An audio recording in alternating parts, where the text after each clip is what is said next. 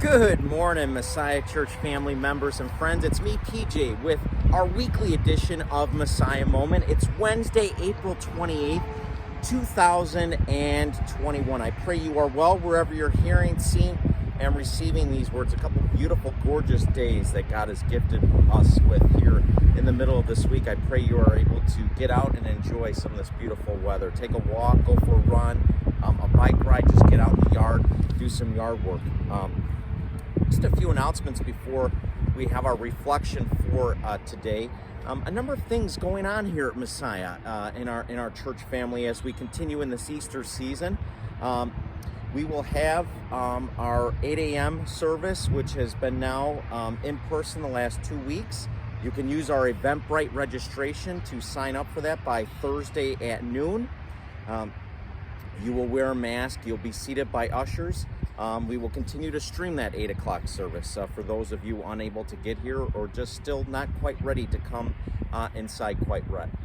Our second service, which right now is at 9:30, will shift to 10 a.m. beginning May 23rd. That service then will come inside as well. So that will be a little bit of a change for us. We're going to shift to summertime worship hours, 8 and 10 a.m. That will allow us time to get the 8 a.m. crowd out, to allow for the air cycling, the air handler to do its job, for us to do some light cleaning before folks come in for the 10 o'clock service. Again, that will start Sunday, May 23rd, which is the Feast of Pentecost.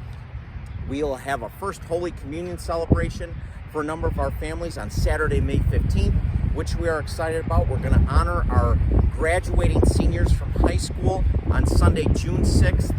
At service. So a number of different things that are coming up in our church family, stuff for us to be excited about and to celebrate with.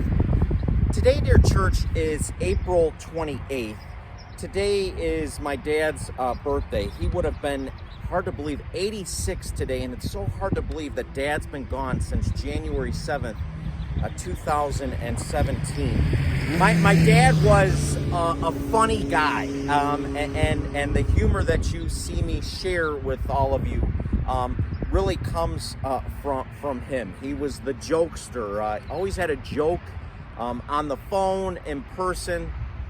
Always wore funny shirts, sometimes very inappropriate, but that was a way that he connected with people, was through his humor. And I enjoy when my siblings and I are able to get together, hearing stories about my parents, and you hear kind of that trickle of generational parenting. You know, my mom died in January of '91 when I was in 6th grade, and just hearing the stories of the parents that my older siblings had compared to the parents that I had by the time I came along. There's a 12-year gap between me and the next youngest in my family. So my dad played ball and catch with my two older brothers. He didn't do that with me. He came to my games, but by that point he was done playing catch because he was older and that, but he supported and loved me in different ways. I was able to go with him on TV repair calls and spend special time with him in the summers that my older brothers really didn't necessarily get to have. And of course, when my mom died in '91 of a cerebral hemorrhage, I've now definitely have lived my life longer without her than with her. He and I kind of formed this special bond. I was a mama's boy, but then I became a daddy's boy in that sense. And we formed this special bond because most of my siblings were out of the house. It was really just he and I at home. But I love hearing my siblings talk about the parents they got. And especially when it comes to faith and religion, growing up Catholic. It sounds like my older siblings got the hardcore mom and dad. You will go to church or you will suffer the consequences. And of course, you had to get the bulletin. The bulletin was proof that you went to church, and maybe a question or two about who the priest was that said the Mass or what the homily was about. They seemed, mom and dad, to have eyes in the back of their heads when it came to faith and religion. I didn't necessarily experience that hardcoreness with my mom and dad. And I know I was a little bit different than my other siblings. I was happy to go to church. I loved altar serving and being involved, acolyting with the Mass and being up close by the priests and seeing what they were doing and interacting with them before and after church. So church to me was something joyful. I mean, at times it was a task, but then, after really Mom died, Dad and I forged this special kind of routine. We go to Saturday evening Mass, and then we go out for a hamburger to Al's Diner, which was nearby our church, and then we go shopping for the week. We get our groceries. So we kind of had like our little routine, which made it more, palatable and fun and meaningful, things to look forward to each week. The spark that really ignited my vocation to consider serving in ministry, and at that time as a priest, was when my mom died in 91. I was in 6th grade, and I really saw priesthood at its best, how the priest came and just spent time with my family and walked with us in our grief and our hardship, in our sadness, and especially looking out for me, being only 11 years old and losing my mom. I heard God's call at that time and felt that call to serve in ministry. Dear church, I bring all this up to you as I reminisce and reflect about my parents, because so many of you have asked me, as you are parents and grandparents, about your kids and grandkids who aren't really connected to church, who aren't a part of church, and you ask me for some magic formula, how to get the kids back into church and the grandkids back connected. And I don't think, dear church, that there is a magic formula. I think our kids are going to run from law and they're going to run from grace. But the ones who run from law rarely come back.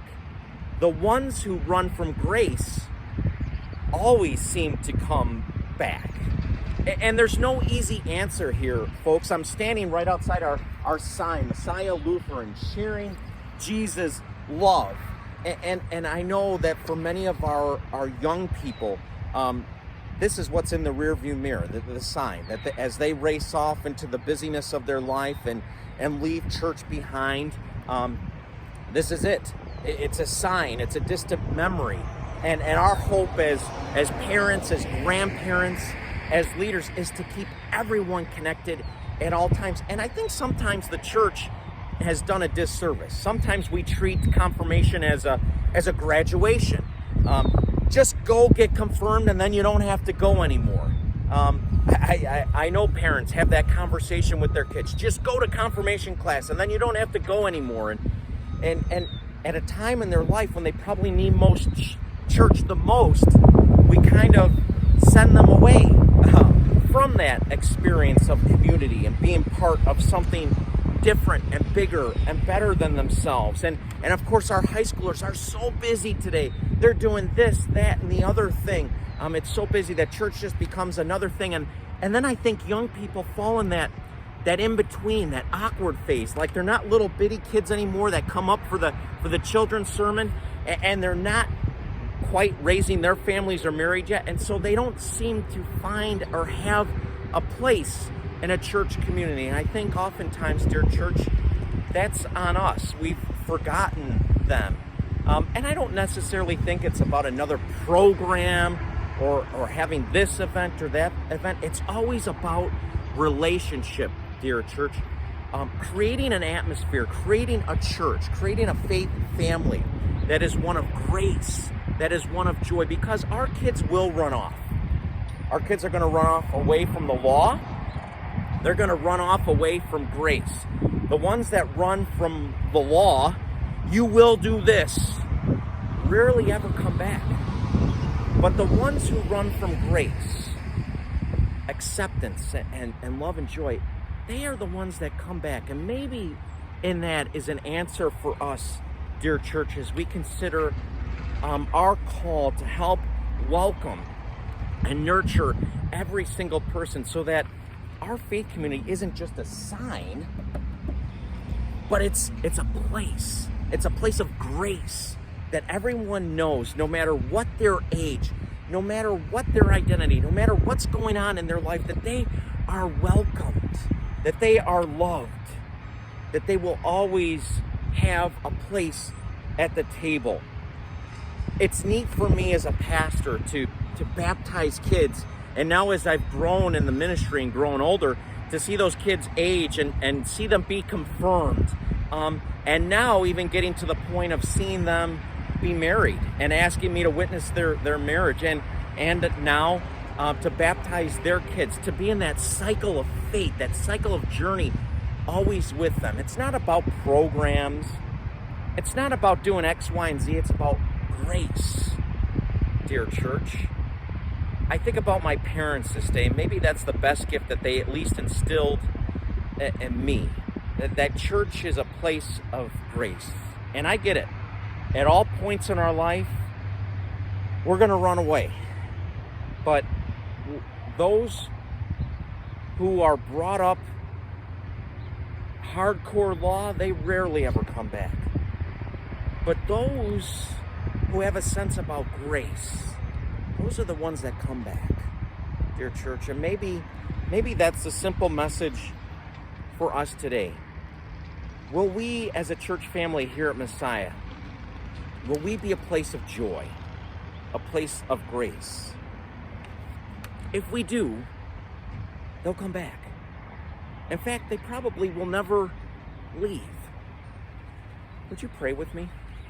Loving God, we thank you for the gift of this day, for the gift of our parents, our grandparents, all those who nurtured us in the faith, who did their best, whether by law or by grace. But dear Lord, may we open our hearts to the mystery, to the explosion of your grace, and how when we operate from a sense of grace, when we allow people to feel welcome, that church will be much more than just a sign.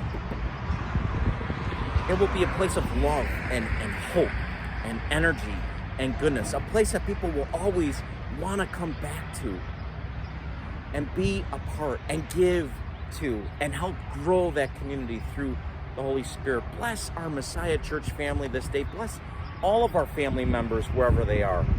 Those who are connected to a church, and maybe those who have kind of gone another way, who have drifted away. Maybe through our witness of your grace and love, we can inspire them in a little way to turn their hearts to come back to your church, to your altar, to your sacraments, to your place of grace. In Jesus' name, let the church this day say, Amen. Hey, from this sign, may our church family be something more than just what we see in a sign and in our rearview mirror. May it be a place of grace and a place of joy, dear church. Thank you for the privilege of this time. Awesome to be back with all of you. Let's continue to look out for each other and for ourselves. And let's go be church after church. Thanks be to God.